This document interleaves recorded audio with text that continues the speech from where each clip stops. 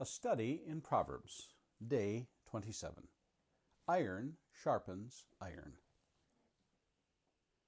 Do not boast about tomorrow, for you do not know what a day may bring. Let another praise you, and not your own mouth, a stranger, and not your own lips. A stone is heavy, and sand is weighty, but a fool's provocation is heavier than both. Wrath is cruel, anger is overwhelming, but who can stand before jealousy? Better is open rebuke than hidden love. Faithful are the words of a friend, profuse are the kisses of an enemy. One who is full loathes honey, but to one who is hungry everything bitter is sweet. Like a bird that strays from its nest is a man who strays from his home.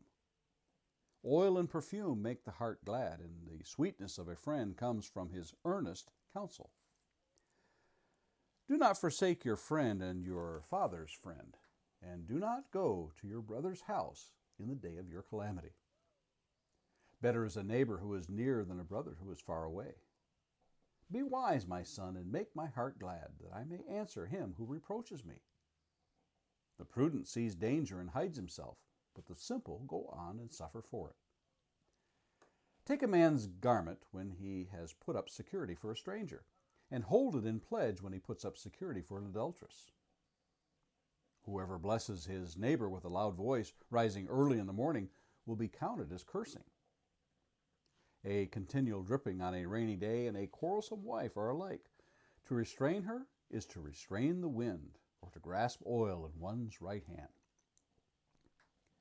Iron sharpens iron, and one man sharpens another. Whoever tends a fig tree will eat its fruit, and he who guards his master will be honored. As in water, face reflects face, so the heart of man reflects the man. Sheol and Abaddon are never satisfied, and never satisfied are the eyes of man. The crucible is for silver, and the furnace is for gold, and a man is tested by his praise. Crush a fool in a mortar with a pestle, along with crushed grain, yet his folly will not depart from him. Know well the condition of your flocks, and give attention to your herds, for riches do not last forever. And does a crown endure to all generations? When the grass is gone and the new growth appears, and the vegetation of the mountains is gathered, the land will provide your clothing, and the goats the price of a field. There will be enough goat's milk for your food, and for the food of your household, and maintenance for your girls. Our proverb for the day is verse 17. Iron sharpens iron, and one man sharpens another. There are times in history I would like to have been a fly on the wall, so to speak. Those times when great men and women were gathered together just to eavesdrop on the conversation. In biblical history, I would like to have listened when Mary, the mother of Jesus, and Elizabeth, the mother of John the Baptist, met and spoke of their experiences. When the Queen of Sheba conversed with Solomon, or any conversation Jesus had in his ministry would be good for me. In secular history, there may be many to choose from, but I would be intrigued by C.S. Lewis and J.R.R. Tolkien conversations. They belong to a rather prestigious authors club called the Inklings. They discussed and argued at length over many subjects, and at the same time produced some of the most enduring works of fiction and apologetics. They were good for each other. In the early 1800s, German geologist and mineralogist Friedrich Maas developed a scale of mineral hardness that is still in use today in general grading and is named after him. At the heart of this is the concept that we can compare the hardness of an object by its ability to be scratched. A stone or mineral can only be scratched by something of equal or greater hardness, something Solomon knew 3,000 years ago. Intellect of equal caliber are able to scratch or sharpen, as it were, one another. So it is with healthy relationships, when each feels the freedom to speak and to be heard as well as to listen and learn. That relationship thrives. One need not think that the two must always agree.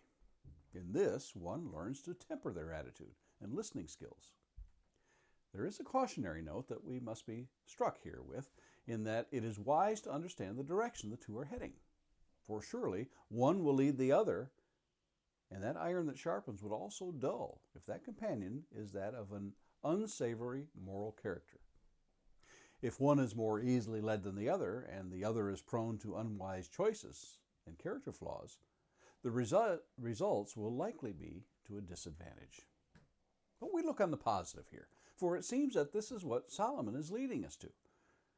Earlier in our walk through Proverbs, we looked at walking with the wise to become wiser.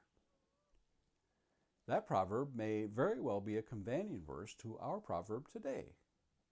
We might also consider another proverb from this chapter. Verse 9, oil and perfume make the heart glad, and the sweetness of a friend comes from his earnest counsel. Perhaps it is a realization that we are meant to walk with others and not to think that wisdom resides and originates in ourselves. We might make note of New Testament passages like Hebrews chapter 10, verse 24, and let us consider how to stir up one another to love and good works. Or in Paul's letter to the Thessalonians, 1 Thessalonians 5:11, therefore encourage one another and build one another up, just as you are doing. If I search for those which I may hold up as a light to illuminate this proverb from Scripture, I may find the likes of David and Jonathan. For I read in 1 Samuel 20, verse 42, then Jonathan said to David, go in peace, because we have sworn, both of us, in the name of the Lord, saying, the Lord shall be between me and you, and between my offspring and your offspring forever. I may look to Paul and to those to whom he surrounded himself. Read Romans 16, or the ends of many of his letters, and you get the idea of how dearly he held so many in his heart. There are times in my own quietness that I wonder if I take advantage of this ability to sharpen and be sharpened by others. Sadly, I have to admit that I don't do this nearly as much as I should or could. And I wonder, what keeps me from a close relationship with others? And Lord willing, we'll meet again tomorrow.